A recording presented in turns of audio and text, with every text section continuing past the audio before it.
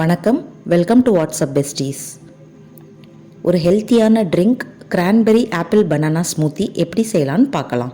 தேவையான பொருட்கள்: cranberry 1 cup, apple 1, வாழைப்பழம், தேன் 1 மேசைக்கரண்டி, பால் 2 கப். ஆப்பிளை தோல் சீவி கட் பண்ணி எடுத்து வச்சுக்கணும். வாழைப்பழத்தை ஸ்லைஸ் பண்ணி எடுத்து வச்சுக்கணும். இது மீடியம் சைஸ்னால் 2 யூஸ் பண்ணியிருக்கேன். பெரிய சைஸாக இருந்தால் 1 போதும். இது ட்ரைடு கிரான்பெரினால் சுடு தண்ணியில் ஒரு 10 நிமிஷம் ஊற வச்சுக்கணும். ஃப்ரெஷ்ஷாக இருந்தால் அப்படியே யூஸ் பண்ணிக்கலாம். மிக்சர் ஜாரில் கிரான்பெரி, பனானா, ஆப்பிள், தேன், காய்ச்சி ஆற வச்ச பால், இது எல்லாத்தையும் போட்டு நல்லா அடிச்சுக்கணும். கிரான்பெரி யூரினரி ட்ராக்ட் இன்ஃபெக்ஷனுக்கு ப்ரிவென்ட் பண்ண ஹெல்ப் பண்ணுது. இது பிரேக்ஃபாஸ்ட்டுக்கு ஆல்டர்னேட்டாக கூட எடுத்துக்கலாம்.